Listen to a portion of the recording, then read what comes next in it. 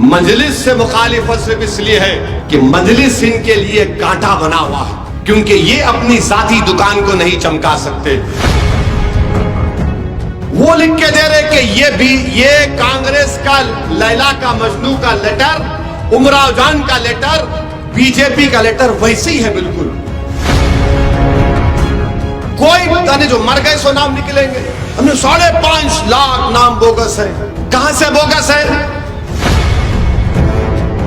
कितना झूठ बोलते ये लोग, कितना झूठ बोलते। पूरे नाम बोगस है। अरे इलेक्शन कमीशन मेरा है कि ये झूठ मिलकर बोल रहे थे, ये साजिश मिलकर कर रहे थे। आखिर वक्त में ऐलान भी हो गया था। मैं तो कहा ना 2 मार्च को के प्यारे मैदान छोड़ के नहीं भागना। मैं भी सलाहुद्दीन अवैसी का बेटा हूं। मेरे वालिद मरहूम ने हर तूफानों का मुकाबला किया, मैं भी तैयार हूं। अब मेरे को बोलते हैं इनके 3 है, नहीं है रे भाई। अब कोई हमारे एक टीवी के एंकर आए थे मशहूर आज तक के मैडम, बोले वो बीजेपी की कैंडिडेट का बड़ा असर हो रहा है, आप बड़ी मेहनत कर रहे। महिला मैडम, मेरे घर के मैडम का असर होता मेरे पे, और किसी का असर नहीं होता। अब आप बताओ कितना झूठ बोलते ये लोग, कितना झूठ बोलते। पूरे नाम बोगस है। अरे इलेक्शन कमीशन मेरा है। वो लिख के दे रहे कि ये कांग्रेस का लैला का मजनू का लेटर, उमराव जान का लेटर, बीजेपी का लेटर वैसे ही है बिल्कुल। कोई पता नहीं, जो मर गए सो नाम निकलेंगे। हमने 5.5 लाख नाम बोगस है। कहां से बोगस है? मत पैगाम देना। हमारे लोग कई फोन करे, क्या हो रहा साहब, क्या हो रहा, कुछ है क्या? है सारे वाला कुछ भी नहीं है भाई, तहकीक करने दो। अच्छा, पकड़ पकड़ के याकूतपुरे के बाड़ों को लेकर गए, कारवान के बाड़ों को लेकर गए। एक जगह पे 60 वोट कैसा रहते? अरे उनकी जबान क्या है सुनो आप। नहीं ठीक है, 3 बीवियां भी होंगे तो 60 कैसा रहती? अरे बेवकूफ, बाड़ा है वो गरीबों का। उस बाड़े में लोग रहते हैं। वहां जाने के बाद देखे तो इलेक्शन कमीशन के लोग बोले, अरे क्या आप झूठ बोल रहे, हमारा वक्त खराब कर रहे हैं लोग। तो नाम पे भी झूठ बताने का मकसद ये है कि ये झूठ मिलकर बोल रहे थे, ये साजिश मिलकर कर रहे थे। आखिर वक्त में ऐलान भी हो गया था। मैं तो कहा ना 2 मार्च को के प्यारे मैदान छोड़ के नहीं भागना। मैं भी सलाहुद्दीन अवैसी का बेटा हूं। मेरे वालिद मरहूम ने हर तूफानों का मुकाबला किया, मैं भी तैयार हूं। हम सब चीज को देख रहे हैं, तुम्हारी एक एक चीज को जानता हूं। तुम क्या क्या कर रहे, क्या नहीं कर रहे, आ जाता बाबा, आ जाता, सब मालूम होता। मगर आप बोलते हैं मिलकर बीजेपी को पूरा बोलते हैं।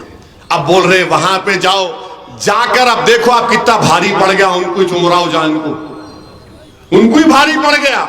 बाज़ वक़्त मुखालिफत में जब आदमी पागल हो जाता, आंख पे पर्दा पड़ जाता, अपने ही महल्ले की बात बीजेपी से बोलने लगा दिया।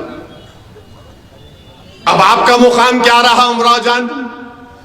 क्या रहा आपका मुकाम बताओ? आपको अकल ही नहीं है। आपने अपना मुकाम मुतासिर कर लिया। अहमद बलाला ने खड़े होकर कह दिया कि सब झूठ है।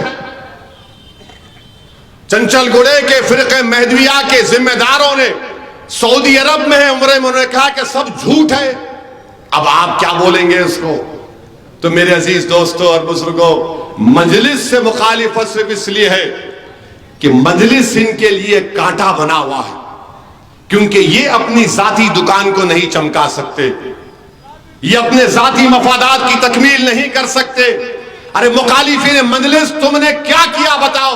तुम एक ट्यूशन का सेंटर नहीं चला सकते, स्कूल तो दूर की बात, तुम क्लिनिक नहीं चला सकते, अस्पताल तो दूर की बात। हां, तुम चंदा जमा करने के माहिर हो, तुम चंदा जमा करने के माहिर हो, मैं तुमको उसका क्रेडिट देता हूं। चंदा जमा किए और फिर इंटरनेशनल फकीर की तरह हम दिए, हम दिए, हम दिए। तो खैर जानता हूं तुम्हारी काबिलियत को। मेरे अजीज दोस्तों और बुजुर्गों, आपको भी ये बता रहा इसलिए रहा हूं कि पहचानिए इन चेहरों को। मैं शुरू से कह रहा था आपको, देखो ये लोग बीजेपी से मिले हुए हैं, ये अपने जाती मफादात की तकमील कर रहे हैं। जमात सबकी है। असदुद्दीन ओवैसी को आप वोट नहीं देंगे, 13 मई को आप जमात को वोट देंगे। क्या जब मैं मर जाऊंगा तो जमात खत्म हो जाएगी? नहीं होगी इंशाअल्लाह ताला। मैं मरूंगा, इस जमीन में चला जाऊंगा, मर सुबह कयामत तक जमात को आबाद और शादाब रखना है। ये जो लोग हैं मुफाद परस्त हैं, मुनाफिकीन हैं, ये अपनी जाती मफादात के लिए 60 साल की मेहनत को खत्म करना चाहते हैं। क्या क्या हमारे बुजुर्गों ने नहीं किया था, आज वो सब मेहनतों को खत्म करना चाहते हैं। मशीन के ऊपर जो पहला नंबर होगा वो पतंग के निशान का होगा।